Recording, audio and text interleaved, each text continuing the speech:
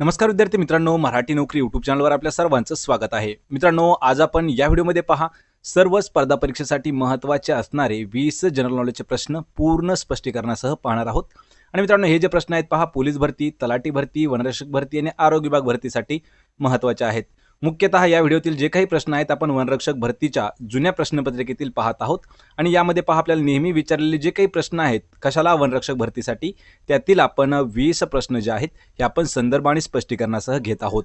आपल्याला या व्हिडिओची जर PDF डाउनलोड करायची असेल तर डिस्क्रिप्शनमध्ये लिंक दिली आहे पहा, मराठी नोकरी या टेलिग्राम चॅनलची. चॅनलवरती जाऊन आपण जॉईन व्हा, म्हणजे तुम्हाला सर्व प्रकारच्या PDF नोट्स मोफतपणे मिळून जातील. चला तर व्हिडिओला सुरुवात करूया. तर पहा आपला प्रश्न पहिला आहे, रामसर करार खालीलपैकी कोणत्या परिसंस्थांच्या संवर्धनाशी निगडित आहे? मित्रांनो, आपल्याला जर प्रश्नाचं उत्तर येत असेल तर 3 ते 5 सेकंदामध्ये प्रश्नाचं उत्तर कमेंट करून देण्याचा प्रयत्न करा, म्हणजे एक प्रकारे आपलं रिव्हिजन आणि मॉक टेस्ट देखील याच ठिकाणी घेतलं जाईल. तर पहा या प्रश्नाचं योग्य उत्तर आहे पर्याय क्रमांक 4, दलदली आणि पाणथळी प्रदेश. लक्षात ठेवायचंय, रामरस हा जो करार आहे हा दलदली आणि पाणथळी प्रदेश या परिसंस्थाच्या संवर्धनाशी निगडित आहे. तर मित्रांनो, हे जे रामसर करार जो आहे हे नेमकं काय आहे हे देखील आपण पाहणार आहोत. तर चला पाहून घेऊया. तर पहा मित्रांनो, इराणमधील कॅस्पियन समुद्राच्या किनाऱ्यावर रामसर या शहरी पाणथळ प्रदेशाचे महत्त्व या विषयावर परिषद आयोजित करण्यात आली होती. आणि या परिषदेमध्ये पहा पाणथळ प्रदेश संवर्धनासाठी करण्यात आलेला जो करार आहे तो रामसर करार म्हणून ओळखला जातो. यामध्ये पहा बगळे, करकोचे, खेकडे आणि खंड्या इत्यादी पक्ष्यांना किंवा प्राण्यांना पाणथळ प्रदेशातूनच अधिवास मिळतो. आणि या ठिकाणी प्लवर यासारख्या विशिष्ट प्रजातींची घरटी पाणथळ प्रदेशामध्ये आढळतात. मित्रांनो पहा, या ठिकाणी रामसर हे नेमकं काय आहे हे आपण पाहिलं आहे आणि प्रत्येक प्रश्नाचं उत्तर त्याचा आणि संदर्भ देखील आपण पाहणार आहोत. तर पहा यानंतरचा प्रश्न क्रमांक 2 आहे, भारतामध्ये लायन टेल्ड वानर कोणत्या ठिकाणी आढळते?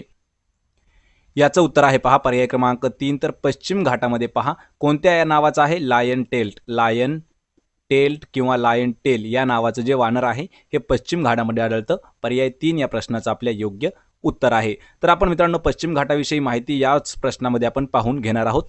तर पहा या ठिकाणी सह्याद्री किंवा पश्चिम घाट ही भारताच्या पश्चिम समुद्र किनाऱ्याशेजारी उभी असलेली एक महत्त्वाची डोंगर रांग आहे. आणि या डोंगर रांगेचा किती 60% भाग पहा, 60% भाग जो आहे हा कर्नाटक या राज्यामध्ये येतो. कर्नाटकची राजधानी काय आहे पहा, कर्नाटकची राजधानी आहे बँगलोर. आणि या डोंगर रांगेचा किती 60% भाग जो आहे हा कर्नाटकामध्ये येतो. आणि पश्चिम घाट ही जगातील सर्वात जास्त जैवविविधता असणाऱ्या 8 जागांपैकी एक आहे. लक्षात ठेवायचे, जगामध्ये अशा 8 जागा आहेत की त्या ठिकाणी जैवविविधता ही मोठ्या प्रमाणात आहे. तर त्या 8 जागापैकी एक ही जागा आहे, ही अशी एक जागा आहे की त्या ठिकाणी जास्त प्रमाणात जैवविविधता आहे.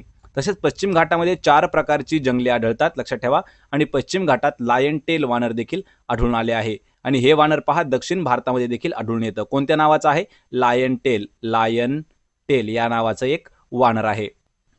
तर पहा यानंतरचा प्रश्न तिसरा आहे, सुप्रसिद्ध अमूल दूध उत्पादनाचे मुख्यालय गुजरातमध्ये कोणत्या ठिकाणी आहे? पहा मित्रांनो, यावर प्रश्न असाही विचारला जातो की अमूल दूध उत्पादन याचं मुख्यालय कोणत्या ठिकाणी आहे? तर पहा गुजरात या राज्यामध्ये आहे. पण गुजरात राज्यात आहे हे माहिती असून कोणत्या ठिकाणी आहे आपल्याला असं विचारलं आहे. याचं उत्तर आहे पहा पर्याय क्रमांक 1, तर गुजरातमधील आनंद या ठिकाणी सुप्रसिद्ध अमूल दूध जे आहे याचं उत्पादनाचं मुख्यालय आहे आनंदमध्ये. पर्याय 1 योग्य उत्तर असणार आहे. तर पहा मित्रांनो, अमूल दुधाविषयी महत्त्वाची माहिती म्हणजे अमूल दूध उत्पादनाचे मुख्यालय गुजरातमधील आनंद या ठिकाणी आहे. आणि अमूल हा जो आहे हा एक ब्रँड आहे जो गुजरात सहकारी दूध वितरण संघ लिमिटेडद्वारा चालवला जातो. पहा मित्रांनो लक्षात ठेवा, अमूल हा जो ब्रँड आहे हा एक प्रकारे गुजराती ब्रँड आहे. आणि हा जो ब्रँड आहे गुजरात सहकारी दूध वितरण संघ लिमिटेडद्वारा चालवला जातो. गुजरातमधील जवळपास 26 लाख दूध उत्पादक या संघाचे अंशधारी मालक आहेत. किती? जवळपास 26 लाख. अमूल हा शब्द संस्कृतमधील अमूल या शब्दाचा अपभ्रंश करून करण्यात आलेला आहे. अमूल्य असा पहा, संस्कृतमधील अमूल्य या शब्दाचा अपभ्रंश आहे अमूल. आणि अमूलने भारतामध्ये पहा श्वेतक्रांतीचा पाया देखील घातला होता. अमूल म्हणजेच पहा आनंद सहकारी दूध उत्पादक संघ.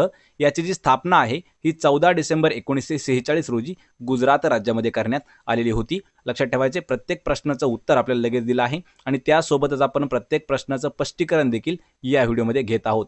आणि मित्रांनो, हे जे सर्व प्रश्न आहेत पहा हे 2019ला जी आपली वनरक्षक भरती झाली आहे, वनरक्षक भरती त्याच भरतीमधील हे महत्त्वाचे प्रश्न जे आहेत आपण संदर्भ आणि स्पष्टीकरणासह घेत आहोत. आपल्याला या व्हिडिओची जर PDF डाउनलोड करायची असेल तर याची डिस्क्रिप्शनमध्ये तुम्हाला लिंक दिलेली आहे, किंवा जर डिस्क्रिप्शनमधील लिंक जर काम नाही केलं तर तुम्ही टेलिग्रामवर जाऊन मराठी नोकरी असं सर्च करा. टेलिग्रामवरती जायचं आहे आणि मराठी नोकरी या नावाने आपलं टेलिग्राम चॅनल आहे ते सर्च करा, म्हणजे तुम्हाला त्या ठिकाणी लवकरात लवकर PDF देखील मिळून जाईल. तर पहा प्रश्न 14 आहे, भारतीय जीवजंतू कल्याण बोर्ड याचे मुख्यालय कोणत्या ठिकाणी आहे? याचं उत्तर आहे पहा पर्याय क्रमांक 2 तर चेन्नई या ठिकाणी भारतीय जीवजंतू कल्याण बोर्डचं मुख्यालय आहे. चेन्नई म्हणजे पहा काय आहे तर तामिळनाडू राज्य आहे. लक्षात ठेवायचे, तामिळनाडूची राजधानी आहे चेन्नई. तर पहा मित्रांनो, चेन्नईमध्येच लक्षात ठेवा, भारतीय जीवजंतू कल्याण बोर्ड चेन्नई या ठिकाणी स्थित आहे आणि प्रत्येक प्राणी जीवजंतूचे जतन व संवर्धन करण्याची तरतूद ही भारतीय संविधानामध्ये आहे. त्याच धर्तीवर पहा मित्रांनो, prevention of cruelty of animal act हा मंजूर करण्यात आला आहे आणि त्यानुसार चेन्नई या ठिकाणी भारतीय जीवजंतू कल्याण बोर्डची स्थापना करण्यात आली आहे.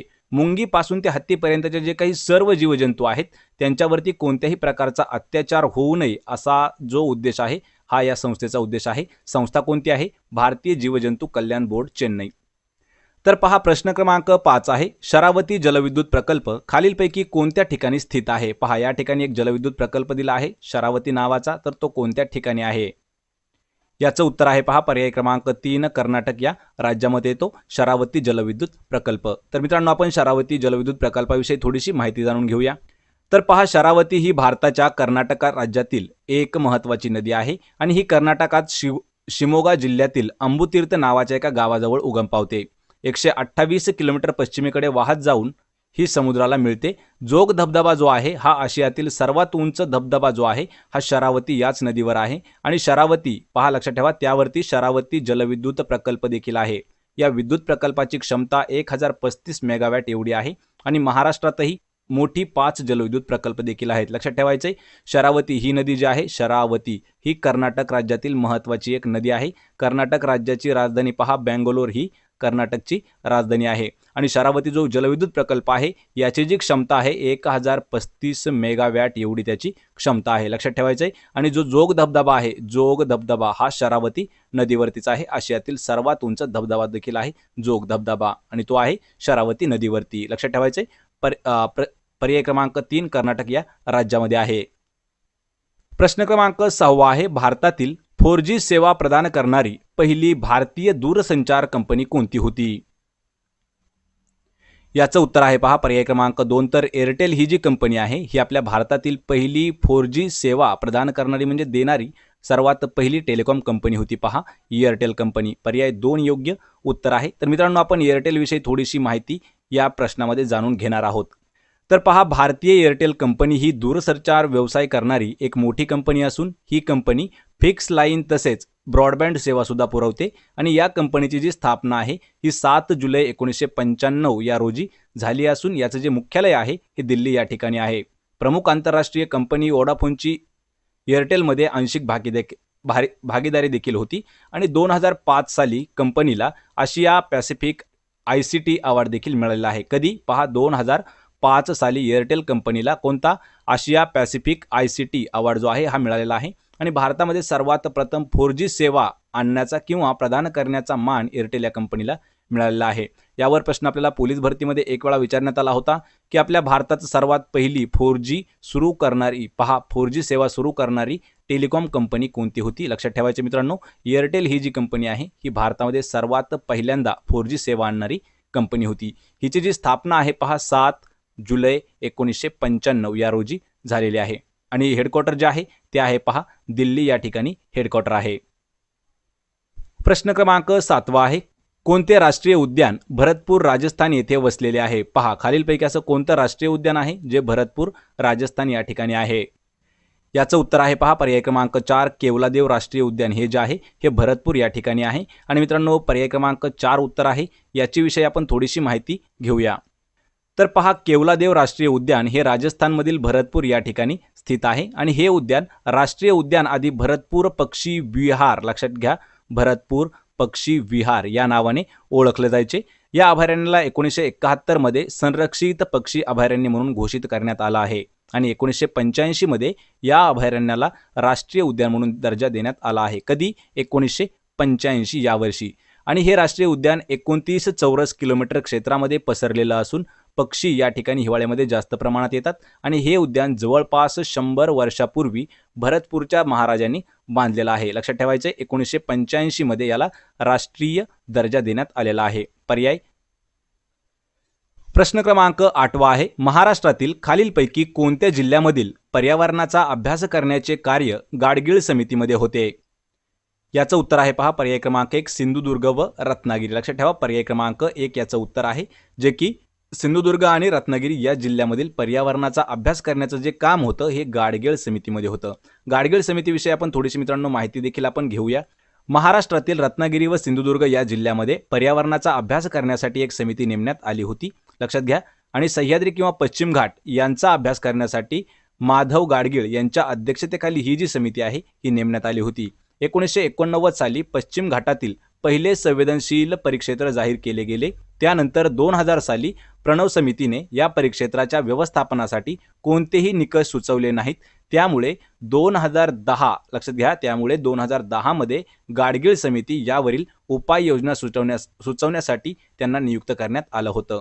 आणि परिक्षेत्रांच्या व्यवस्थापनासाठी स्थानिक जनतेला सहभागी करून घेण्याची शिफारस जी आहे ही गाडगीळ समितीने केली होती. कोणते दोन जिल्हे आहेत? रत्नागिरी आणि सिंधुदुर्ग या दोन जिल्ह्यात पर्यावरणाचा अभ्यास करण्यासाठी गाडगीळ समिती जी आहे ही नेमलेली होती. आणि 1989 साली पश्चिम घाटातील पहिले संवेदनशील परिक्षेत्र जाहीर करण्यात आले होते. लक्षात ठेवा पर्याय 1 योग्य उत्तर आहे सिंधुदुर्ग व रत्नागिरी. प्रश्न 9 आहे, गुसाडी कोणत्या राज्याचे लोकप्रिय लोकनृत्य आहे? पहा गुसाडी हे जे लोकप्रिय लोकनृत्य आहे हे कोणत्या राज्याचे आहे? याचं उत्तर आहे पहा पर्याय क्रमांक 2 तर तेलंगणा या राज्याचे गुसाडी लोकप्रिय एक नृत्य आहे. आणि मित्रांनो पर्याय 2 याचं उत्तर आहे तेलंगणा राज्याची राजधानी पहा हैदराबाद आहे. आपण मित्रांनो या गुसाडी लोकनृत्याबद्दल थोडीशी माहिती जाणून घेऊया.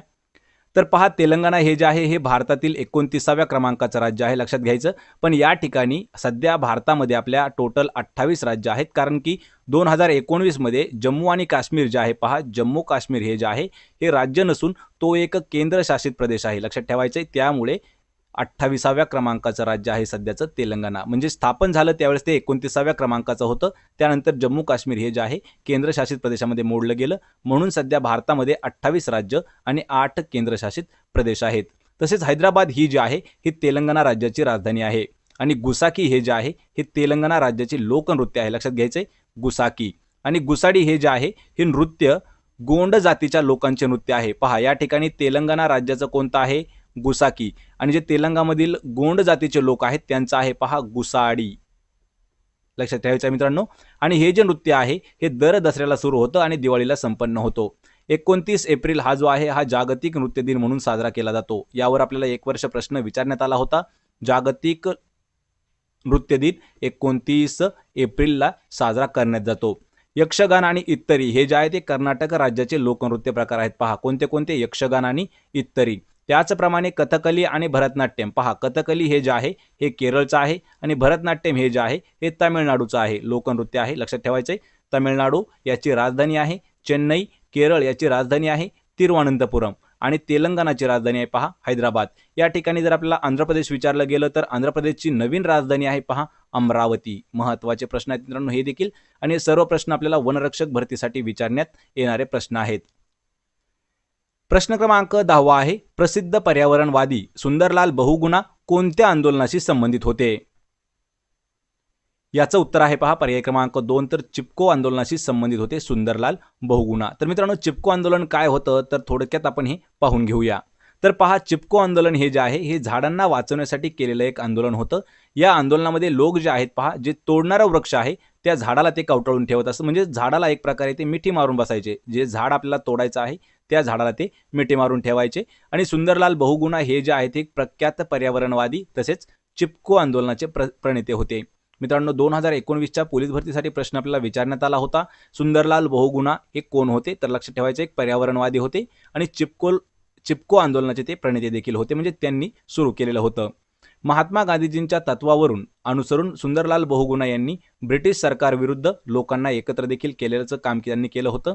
जंगले व झाडे वाचवण्यासाठी सुंदरलाल बहुगुणा यांनी दुर्गम भागातील लोकांना झाडांना मिठी मारून ते वाचवण्याची कल्पना त्यांनी दिली होती. त्यामुळेच हे जे चिपको आंदोलन आहे मित्रांनो, हे यशस्वीरित्या पार पडलेलं होतं. चिपको आंदोलन झाड वाचवण्यासाठी. प्रश्न 11वा आहे, भारताच्या संविधान सभेने राष्ट्रीय ध्वजाचा रचनेचा अवलंब कधी केला? पहा, राष्ट्रीय ध्वज याचा अवलंब कधी केला? याचं उत्तर आहे पर्याय क्रमांक 2, 22 जुलै 1947 रोजी राष्ट्रीय ध्वजाचा स्वीकार म्हणजेच अवलंब केला होता. पर्याय 2 आपलं योग्य उत्तर आहे.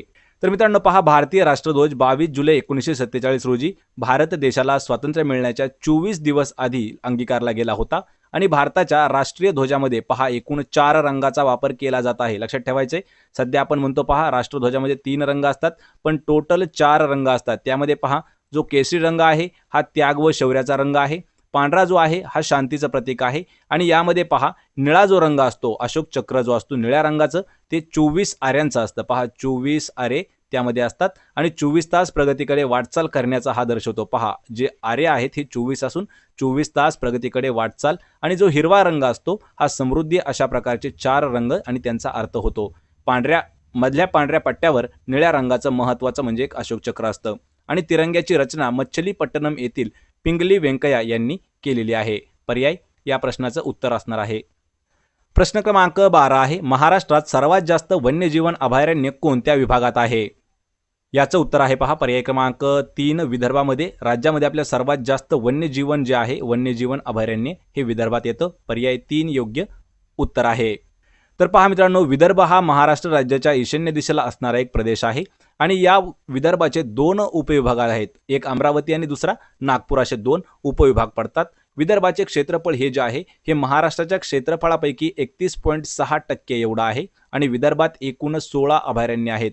यामधील पहा महत्त्वाचे काटेपूर्णा, कोलखास, टिपेश्वर, ताडोबा, नरनाळा, नवेगाव बांध, नागझिरा, पेंच, वैनगंगा, मेळघाट, ज्ञानगंगा हे जे आहे ते अशा प्रकारचे अभयारण्य विदर्भामध्ये आहेत. लक्षात ठेवायचे, एकूण 16 अभयारण्य विदर्भामध्ये आढळतात. पर्याय. प्रश्न 13वा आहे, भारतीय वन सर्वेक्षण याचे सेंट्रल झोन कार्यालय खालीलपैकी कोणत्या ठिकाणी आहे?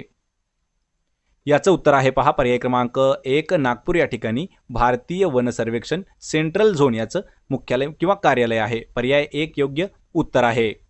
तर मित्रांनो, नागपूर हे महाराष्ट्र राज्याचे उपराजधानीचे शहर देखील आहे आणि राज्यातील 3रे मोठे शहर आहे. भौगोलिकदृष्ट्या देशाच्या मध्य भागात असलेल्या नागपूर शहरातच भारताचा 0 मैलाचा दगड देखील आहे आणि भारतीय वन मंत्रालय या विभागाद्वारे करण्यात येतं. लक्षात ठेवायचे, त्यामुळे लक्षात ठेवा नागपूर हे जे आहे हे योग्य उत्तर असणार आहे. प्रश्न 14वा आहे, भारतामध्ये खारफुटी वनांचे सर्वात जास्त क्षेत्र खालीलपैकी कोणत्या राज्यात आढळते? याचं उत्तर आहे पर्याय क्रमांक 4, पश्चिम बंगाल या राज्यामध्ये भारतामध्ये सर्वात जास्त खारफुटी वनांचं जे क्षेत्र आहे हे पश्चिम बंगालमध्ये आढळतं. पश्चिम बंगालची राजधानी आहे पहा कोलकाता आणि महाराष्ट्राची महत्त्वाचं लक्षात ठेवा, महाराष्ट्राची राजधानी आहे मुंबई. या ठिकाणी आपण केरळ आणि ओडिसाची पूर्णपणे एक लिस्ट जाहीर केली आहे, त्यामध्ये आपण दिलेले आहे. तर मित्रांनो, खारफुटी हा एक समुद्राजवळ वाढणारा अनेक जातींच्या वनस्पतींचा समूह आहे आणि खारफुटी ही चिखलात घट्ट माती नसलेल्या जागी आणि भरतीचे पाणी घुसणाऱ्या जागामध्ये वाढते आणि यामुळे पहा समुद्राच्या पाण्यातले मिठाचे जे प्रमाण सहन करू शकतात आणि लाटाबरोबरच होणारी जमिनीची धूप देखील थांबवली जाते. तसेच खाऱ्या जमिनीत जिची फूट होते ती खारफुटी जमीन. भारतातील समुद्र किनाऱ्यावरील खारफुटीने व्यापलेल्या प्रदेशामध्ये पश्चिम बंगालचा क्रमांक जो आहे हा पहिल्या क्रमांकाचा आहे. त्यानंतर पहा गुजरात, अंदमान निकोबार, आंध्र प्रदेश, ओडिसा, महाराष्ट्र हे राज्य आहेत. लक्षात ठेवायचे, पहिला क्रमांक कोणता आहे? पश्चिम बंगालचा. प्रश्न क्रमांक 15 आहे, महाराष्ट्रातील कोणत्या जिल्ह्यात पहिला सहकारी साखर कारखाना स्थापन झाला? याचं उत्तर आहे पर्याय क्रमांक 3, अहमदनगर या जिल्ह्यामध्ये आपल्या राज्यातील पहिला सहकारी साखर कारखाना जो आहे हा स्थापन करण्यात आलेला आहे. पर्याय 3 नगर योग्य उत्तर आहे. तर पहा मित्रांनो, अहमदनगर जिल्ह्याने देशात साखर कारखानदारीचे पर्व सुरू केले. तसेच अर्थतज्ञ धनंजयराव गाडगीळ यांच्या विचारधारेतून पद्मश्री डॉक्टर विठ्ठलराव विखे पाटील यांच्या प्रयत्नामधून प्रवरानगर या ठिकाणी देशातील पहिला सहकारी साखर कारखाना सुरू झाला आहे. अहमदनगर जिल्हा महाराष्ट्रातील क्षेत्रफळाच्या दृष्टीने सर्वात मोठा जिल्हा असून या ठिकाणी सर्वाधिक कारखाने देखील आहेत. पहा साखर कारखाने देखील आहेत. यावर प्रश्न आपल्याला एक वेळा विचारण्यात आला होता. तर राज्यातील पहिला सहकारी साखर कारखाना कोणत्या ठिकाणी सुरू झाला? तर प्रवरानगर या ठिकाणी आपल्या राज्यातील पहिला सहकारी साखर कारखाना जो आहे हा सुरू झालेला आहे. प्रश्न क्रमांक 16 आहे, कोणत्या शहरात अलकनंदा व भागीरथी नद्या एकत्र येऊन गंगा नदीत त्यांचं रूपांतर होतं? याचं उत्तर आहे पर्याय क्रमांक 1 तर देवप्रयाग या ठिकाणी. लक्षात ठेवायचं मित्रांनो, देवप्रयाग या शहरामध्ये अलकनंदा नदी आणि भागीरथी नदी या दोन्ही एकत्र मिळतात आणि त्या ठिकाणी गंगा नदीमध्ये त्यांचं रूपांतर होतं. पर्याय 1 योग्य उत्तर आहे. अलकनंदा ही भारताच्या उत्तराखंड राज्यातील नदी गंगेच्या 2 मूळ नद्यापैकी एक नदी आहे आणि अलकनंदा उत्तराखंडाच्या उत्तर भागातील तिबेटच्या सीमेजवळील एका पर्वत शिखरामध्ये उगम पावते व देवप्रयाग या ठिकाणी जाऊन ती गंगेला मिळते. आणि भागीरथी उत्तराखंडाच्या उत्तर भागामध्ये तिबेटच्या सीमेजवळ गोमुख या ठिकाणी ती उगम पावते आणि उत्तरकाशी व तिहेरी जिल्ह्यामधून वाहत जाऊन देवप्रयाग या ठिकाणी ती मिळते. उत्तराखंडामध्ये अलकनंदा व भागीरथी यांच्या संगमाने गंगा नदी तयार होते. गंगा नदी ही जी आहे भारत व बांगलादेश या 2 देशामधून वाहून जाऊन बंगालच्या उपसागराला जाऊन मिळते. मित्रांनो, तर अशा प्रकारचे आपले जे प्रश्न आहेत हे महत्त्वाचे प्रश्न होते, लक्षात घ्यायचे. या व्हिडिओमध्ये आपण महत्त्वाचे 16 प्रश्न घेतलेले आहेत. याच पद्धतीचे व्हिडिओ सिरीज आपल्याला पाहायचे असेल तर लगेच आपल्या मराठी नोकरी या यूट्यूब चॅनलला सबस्क्राईब करा. तर पहा मित्रांनो, वनरक्षक भरती जी येणारी आहे त्यासाठी आपण महत्त्वाचे असणारे 16 प्रश्न जे आहेत हे जुन्या प्रश्नपत्रिकेत घेतलेले आहेत. यामध्ये मित्रांनो, आपल्याला जर प्रत्येक व्हिडिओची PDF डाउनलोड करायची असेल तर आपल्या मराठी नोकरी या टेलिग्राम चॅनलला जॉईन करा. त्याची लिंक मी आपल्याला डिस्क्रिप्शनमध्ये देत आहे, त्या ठिकाणी जाऊन आपण जॉईन करायचं आहे. आपल्याला जर व्हिडिओ आवडत असेल तर व्हिडिओला आपल्याला लाईक करा, मित्रांमध्ये व्हिडिओ शेअर करा आणि मराठी नोकरी यूट्यूब चॅनलला सबस्क्राईब करा. आपण भेटूया पुढच्या एका अशाच नवीन व्हिडिओमध्ये. तोपर्यंत जय हिंद, जय महाराष्ट्र.